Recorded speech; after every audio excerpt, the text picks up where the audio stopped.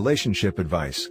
My 30 male ex, 30 female, wants to be back in my life as a friend years later, but I don't think I want anything to do with her. Sorry if this is long. My ex, Maddie, 30 female, and I dated in college for almost 3 years. We broke up because I caught her cheating on me red-handed with a guy in our apartment. I found out she had been cheating on me for at least 6 months. It wasn't entirely unexpected. In that time, I did see changes in her. I did suspect cheating in the back of my mind, but I wanted it to be not true, bad enough to push those hunches away, I guess. I desperately tried talking with her about us, but she always said it was something else bothering her, stress getting to her, etc., and she talked me out of worrying. I also found out later that said guy introduced her to some hard substances, and she eventually began using.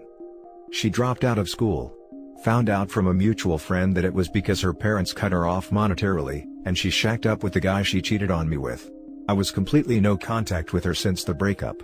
I was hurt a lot emotionally by everything, and ended up struggling through some pretty deep depression and self-doubt. It was honestly the lowest point I've been at. A lot of that stemming from the fact that I was very much in love with Maddie. Was even at the point where I was considering proposing after we graduated prior to everything happening, and was saving up for a ring. Looking back, it was just a lot of me looking through rose-tinted glasses. Cut to now. I am happily married and my wife, Anna, 28 female, is amazing. Absolutely the best thing that has ever happened to me. We've been together for 5 years, married 1.5. She's been an incredibly supportive partner, and has helped me combat my self-doubt a lot. Still battle with it sometimes, but I'm in a much better place now compared to 9 years ago. We're also expecting our first child. I've never been happier in my life. Well, about 2 months ago, I got a call from a number I didn't recognize, and they left a message. It was Maddie. The message was essentially her, asking me to give her a call so we could talk. Apparently, she got my number off of one of our mutual friends, Tina. I immediately talked to Tina. I was very angry at first, because Tina knew exactly what I had been through with that breakup, and she gave Maddie my number no question, without even asking me or anything. I found out from Tina that Maddie had been through rehab for her substance abuse, she had moved back closer to our area, she was trying to mend fences, and that I should hear her out. With that in mind, I decided to give Maddie a call back. I made up my mind before talking to her that I really didn't want any kind of prolonged contact with her, but I figured, if talking to me was somehow part of her recovery process, then I would try and at least talk to her. I also told my wife about everything that's going on. Anna and I had a long talk about it, and went over how we both felt about the situation. I told my wife I think I should at least call Maddie, but really didn't want anything more than that, as I wanted to focus on her and our growing family. Anna was totally understanding. Maddie and I talked on the phone for a while. She apologized for everything. The cheating, the lies, all of the above. I accepted her apology and said I was glad she was doing better, because I genuinely am. We talked about our lives up to that point a bit. I didn't tell her everything, but she does know I'm married. Toward the end of the conversation, she said she'd eventually like to be friends again, and asked if I wanted to meet up for coffee or something. I politely declined, and said that I'm glad she's on the way to healing, but I don't think I want any kind of friendship or relationship with her. We said our goodbyes and hung up. In the time since then, Maddie has not contacted me, but I've gotten messages and calls from Tina, as well as other people both Maddie and I know, saying that it's been so long, and that I should try and rebuild some kind of friendship with my ex. I just don't think I want that. I just want to focus on my family, and not dredge anything else up from the past. I've tried to express that to anyone who's talked to me about the situation. Some understand my position, some still persist. I'm honestly just thinking about going full no contact and blocking people who keep trying to push myself and Maddie together. Any advice on how I could proceed otherwise? Or if that is the right choice? Should I give her a chance to be back in my life in some capacity? Now for the top advice. LOL no. If you don't want to, you don't have to. What kind of friends do you have? It's by no means all of my friends. But people who I've stayed in contact with from college that knew both of us, and honestly, even people who I haven't stayed in great contact with, that are trying to push me towards being her friend again. I would personally cut those out. Bizarre. There's nothing wrong with moving on and growing up in life. There are so many people in my past who things ended sort of weirdly with, but the past is the past. I'm a different person now and would be beyond confused if they wanted to make amends and hang out again. It's not necessary. Cheating and bad treatment aside, that book is closed, and you're now in a new chapter. To me, it would be like telling a college student to go back to kindergarten lol. Exactly. The people who have tried to push me back to this have confused me quite a bit. As well as my ex for wanting to be friends. I guess that's why I'm asking for thoughts and advice on here. I'm all for mending fences. But a pretty typical relationship with an ex when married, is to be friendly when you see them, but otherwise not seek them out. In my view, you've done what you need to. I would talk with Tina and simply probe why it is so important to the friend group to push for more. I do think trying to probe for details/motives would be a good idea. I've even said something similar in responses, along the lines of, we can be civil, but it doesn't mean we have to be regularly in each other's lives. You may be right, that this goes beyond just helping Maddie heal, as Tina has said to me. Still honestly thinking about just cutting that friend group off entirely. Now for the next story. Girlfriends, 26 female, ex-fiancé took his life, after he found out about me, 28 male, and blamed my girlfriend for everything. She is devastated and is beating herself up really bad about it. Pretty much my significant other was in a relationship with her ex-fiancé for almost 8 years. She relocated for work about 3 years ago, and he had a bunch of issues getting a visa to work in the US, so, they had been in a long-distance relationship for a few years. They broke up about a year ago. The gist of it was, he wanted her to move back home due to COVID, and being able to work remotely. She did not want to move back home, and I don't know everything, but it caused them to break up. I met my girlfriend over a year and a half ago through work. Originally, it was more or less platonic, but after they broke up, we started spending a lot more time together. Eventually we started dating about 6 months ago, and since with COVID, we have pretty much been living with each other for the last few months. We get along great, and we had already started talking about moving in together because everything was going so well. 2 weeks ago, he apparently found out about us somehow, and stuff kind of went crazy. She started getting phone calls from him from all sorts of random numbers, basically begging her to talk to him. He sent emails from tons of different addresses, tried to message her on everything. Eventually, she wrote a long email pretty much explaining that she is happy, and she wants nothing to do with him ever again, and some other things. It stopped after that, until this weekend on Friday when we were in bed, it started up again. She ended up just turning her phone off on my suggestion, and we went to bed. On Saturday, she found out from her parents that her ex had taken his life that night. She had a ton of missed calls, and messages pretty much saying what is about to happen. One of her old friends also sent screen caps of the post her ex had made, where he said a lot of awful things about her, and a lot of untrue things. Since then, she has been beating herself up bad. She asked me to stay with her until Monday, where she said she wanted a night alone. Today I saw her and brought her favorite food, and she is a mess. She is beating herself up over this. I suggested talking to a mental health professional, but considering our city is flooded with COVID, the odds are she is not going to get much support in the short term. To make matters even worse, she has gotten a bunch of hate from friends/relatives of his on Facebook over this. I don't know what I am supposed to do, aside from being supportive. Now for the top advice. Please, just be supportive. Her ex was mentally unwell, they were no longer together. This was not her responsibility. Thanks, I am trying to be as supportive as possible and give her whatever she needs. It just kind of frustrates me that I feel powerless to do anything. My sister took her life after a relationship breakup. She texted him her plan, and he saw the message and didn't do anything besides saying please don't. I don't blame him at all for her death, she made her choice.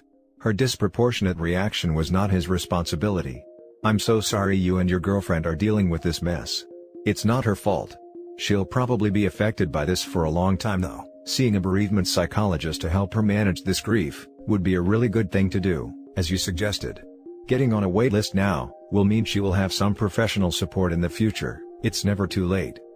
For now, continuing to be understanding and letting her express her emotions is probably the best you can do, as well as practical support like providing food and helping with housework if you can. Keep reassuring her that it isn't her fault, but it's still okay and normal for her to feel however she is feeling. Being with her or giving her space as she needs is good, though if she withdraws and doesn't want to see you for days, perhaps making sure a friend or family member looks in on her would be helpful. Perhaps turning her Facebook to private or suspending her account for a while might be a good idea, so she doesn't have to deal with the Frankly awful, unfair, nasty messages from his family. My thoughts: if he blamed her for the incident, he most likely ended himself to hurt her, not because she didn't want him. I think she needs professional help to help her see that this isn't her fault. If it wasn't her, it could be someone or something else that he'd blame it on. I am self-ending. In my lowest, I hated my stepdad so much I wanted to hurt him, since I felt he didn't care about me. Started arguments and talked behind my back. My plan was to off myself where he worked, so the first thing he saw was my body when he got there. My mom sensed something was up that day and stopped me on my way there. I had one of those two birds with one stone in my mind. I got help by the way and doing a lot better. My friend's late husband did this. He ended himself just to hurt her, because she left him. His family blames her, yet they were nowhere to be found. His niece ripped into her on social media. She only saw the side of him that he wanted her to see. I ripped into her and his entire family, saying they had no idea what was going on in their marriage, and that she wasn't to blame. They are nasty people and always were. It's no one's fault when someone ends themselves. Some people are in so much pain they can't see any way out, and others do it to hurt someone. They want to hurt them in the worst and biggest way possible, so they will always have an effect on their life forever. OP needs to get his girlfriend into counseling now. She needs help immediately. Thanks for your help/suggestions/well wishes. She was able to get a referral for someone through work, and is going to start seeing a therapist through Zoom for now. I am just going to be as supportive as I can. The last story is titled, "My cheating ex-boyfriend says he is going to harm himself if I don't get back with him." Basically what the title says. Quick backstory: we have been together for almost 4 years, engaged for 1. He was emotionally cheating almost the whole time we were together with different women, and gaslighting me every time I tried to confront him about his overprotection of his phone. Anyhow, I tried to forgive him for about 1.5 years after I found out about his cheating, and I eventually realized that even though I had really forgave him, I can't live with the fear of this happening ever again. Even though I understand he did love me and it wasn't anything I did/didn't do, and it was always him and his bad mental state which led him to feel like he needed confirmation from people, hence reaching out to women being all flirty and stuff, I broke up with him on August of 2020. From that moment, we kept being in contact from time to time because we still love one another, and want the best for the other person. Today, he said he can't get over me and doesn't want to. Then he pleaded me to get back together with him. When I said I can't and I won't go back to him, he implied that he wouldn't be around for much longer then, and I was going to regret it sooner or later. So, I got all upset and said I would think about getting back together with him, and will answer him shortly. Thing is, I hate people who emotionally manipulate others, and can see them for who they are. But I don't think he did it all together to manipulate me. I mean, sure, he did exactly that, lol. However, I'm almost positive he will go through with offing himself, because he has no emotional support. I was that for 4 years, and with the lockdown, everything is worse than ever, and he doesn't have a creative outlet to let his frustration, anger, or sadness out.